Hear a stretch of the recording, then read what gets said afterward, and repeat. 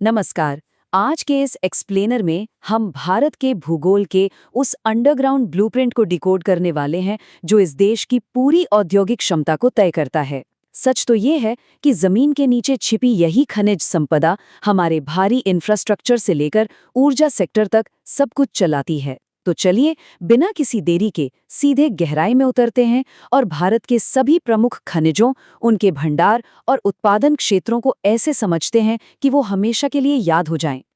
इस पूरे डेटा को आसानी से और हमेशा के लिए याद रखने के लिए हमने इसे 6 हिस्सों में बांटा है।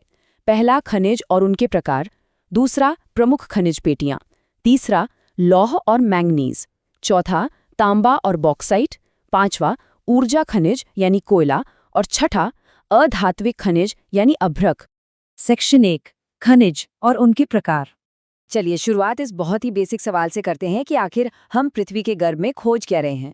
विज्ञान की भाषा में कहें तो खनिज वो प्राकृतिक पदार्थ हैं जिनका अपना एक फिक्स केमिकल फॉर्मूला और कुछ खास भौतिक गुण होते हैं। लेकिन सबसे मजेदार बात यह है कि ये पूरी पृथ्वी पर एक जैसे नहीं फैले हैं। कहीं तो इनके बड़े बड़े पहाड़ हैं और कहीं बिल्कुल सन्नाटा है। खनिजों को उनके गुणों के आधार पर 3 मेन कैटेगरीज में रखा जाता है। पहला है धात्विक या मेटालिक खनिज, जो आमतौर पर आग्नेय यानी इग्नेस चट्टानों में मिलते हैं। दूसरा, अधात्विक या नॉन मेटालिक खनिज। और तीसरा, ईंधन खनिज जैसे कि कोयला। ये बाद वाले दोनों अक्सर अवसादी या सेडिमेंट्री चट्टानों में पाए जाते हैं। ये एक बहुत ही सॉलिड फ्रेमवर्क है, इसे आगे के लिए याद रखिएगा। अब एक बहुत ही फैसिनेटिंग रूल देखते हैं। प्रकृति का ये अद्भुत नियम इनवर्स रूल या व्युत्क्रम नियम कहलाता है। इसका सीधा सा मतलब ये है कि जहां खनिजों की क्वांटिटी बहुत ज्यादा होती है, वहां अक्सर उनकी ओवरऑल क्वालिटी कम हो जाती है। और इसके ठीक उलट, कम मात्रा वाले खनिजों की क्वालिटी अक्सर टॉप क्लास मिलती है ना कमाल की बात। सेक्शन 2, प्रमुख खनिज पेटियां।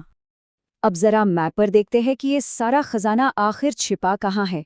भारत की ज्यादातर भूवैज्ञानिक संपत्ति पेनिनसुलर प्लेट्यू यानी प्रायद्वीपीय पठार में ही सिमटी हुई है। पूरे देश में इन खनिजों को मुख्य रूप से 7 अलग-अलग भौगोलिक पेकियों या बेल्ट्स में बांटा गया है। इसे याद रखने का एक बहुत ही शानदार तरीका है। कर्नाटक के मंगलुरु से यूपी के कानपुर तक एक इमेजिनरी लाइन खींचिए। अब जादू देखिए। भारत के लगभग सारे प्रमुख खनिज भंडार इसी लाइन के पूर्व यानी ईस्ट में मौजूद हैं, जबकि उत्तर के विशाल मैदान खनिजों के मामले में एकदम खाली हैं। इसी ईस्टर्न साइड में है छोटा नागपुर का पठार, जिसे भारत की उत्तरी पूर्वी पेटे का हृदय स्थल माना जाता है। इसकी प्रचुरता इतनी ज्यादा है कि इसकी तुलना अक्सर जर्मनी के भारी औद्योगिक रूर प्रदेश से की जाती है।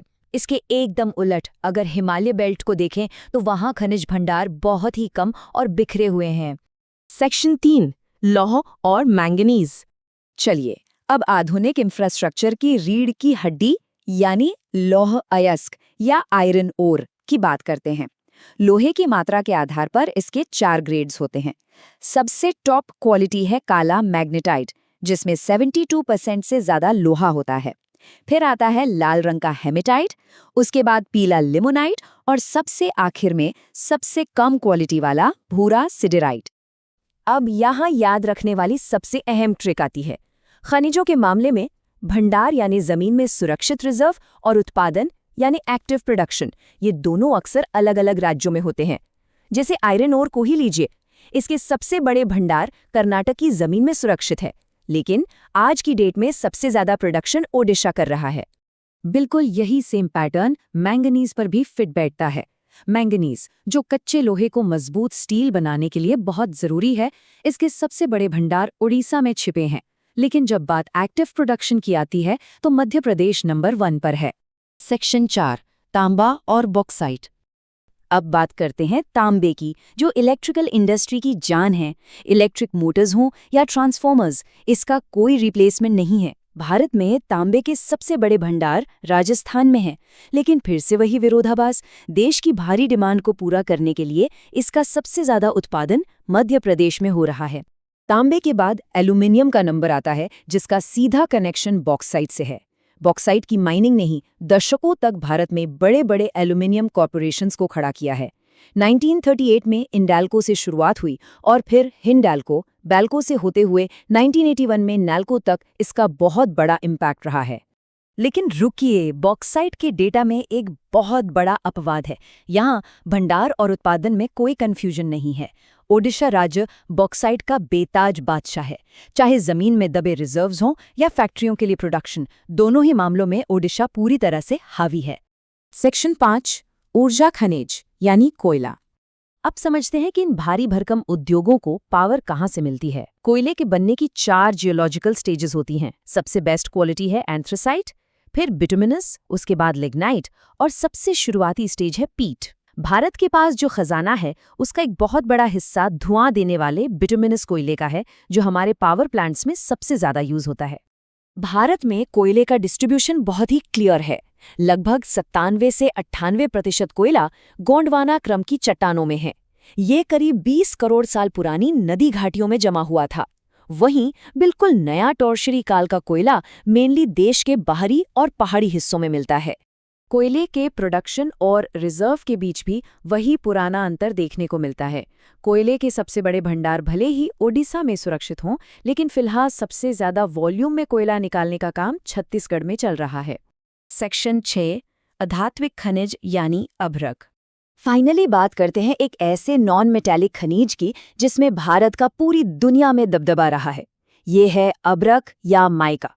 ये भले ही बहुत भुरभुरा होता है, लेकिन एक बेहतरीन इंसुलेटर होने के चलते मॉडर्न इलेक्ट्रॉनिक्स के लिए एकदम जरूरी है। भंडार और उत्पादन दोनों में ही झारखंड पूरे भारत में टॉप पर है।